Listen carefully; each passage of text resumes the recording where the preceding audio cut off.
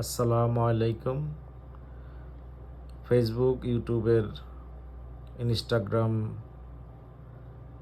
এবং অন্যান্য সোশ্যাল মিডিয়ার সকল ব্যক্তিবর্গ, সংগ্রামী সাথী ভাই ও বোনেরা, আপনাদের সকলকে জানাই আমার সশ্রদ্ধ সালাম ও শুভেচ্ছা।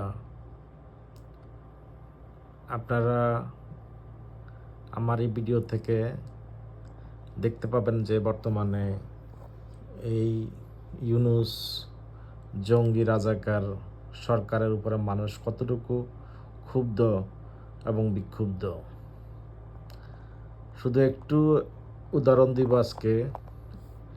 উনি আজকে একটা পোস্ট দিয়েছেন, আমাদের রাজাকার জঙ্গি ইউনূস সরকার এর উপদেষ্টা। উনি লিখেছেন, যেদিন চলে যাব তখন দেশবাসী বুঝবে আমি কেমন ছিলাম। সেখানে 57,000 লোক লাইক কমেন্টস করেছে, 15,000 কমেন্টস করেছে। আপনারা যদি দেখেন কমেন্টসগুলো আমি আপনাদেরকে দেখাবো। এখানে 41,500 মানুষ হা হা হা হা রিয়েক্ট দিয়েছে। 57,500-এর মধ্যে 41,500 হা হা হা হা রিয়েক্ট দিয়েছে। আর মাত্র 13,000 লাইক দিয়েছে। 1,000 হচ্ছে লাভ। আর 640 জন কান্না করতেছে তার পোস্ট দেখে। ওকে, এরপর আপনাদেরকে দেখাবো। একজন কমেন্টস করছে, তুমি সোনা ছিলে, দেশের 12টা বাজিয়েছ, তুমি সুদখোর, জামাতের গোপনীয় শাখার প্রধান, সুদি মহাজন। সুদি মহাজন, চুদির ভাই তো বলতে পারে না, সুদি মহাজন বলে। একটু আমলিগের সবাই একটু ল্যাঙ্গুয়েজটা ভালো করে বলার জন্য সুদিভাবে বলে, সুধীর ভাই বলে না, চুদির ভাই বলে না, তোদের মতো মুখ খারাপ করে বলে না, ঠিক আছে। তারপরে আপনি হ্যাডা, তুমি একটা জানোয়ার, হাস্যকর।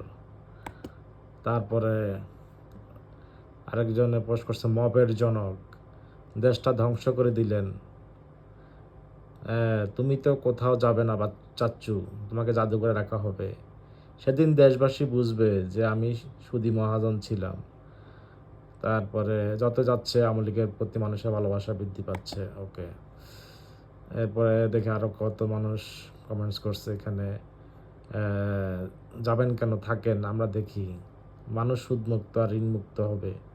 সুদি মহাজন, আপনি আসার পর যে চমকগুলো দেখিয়েছেন বাংলার মানুষ সারা জীবন মনে রাখবে।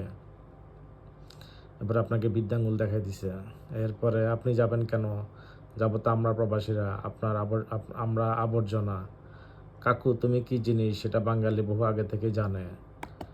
এরপরে মহাজন সাহেব, চলুন না কিছু দূর আগিয়ে দিয়ে আসি, এখনই হাড়ে হাড়ে টের পাচ্ছে আপনি কি জিনিস।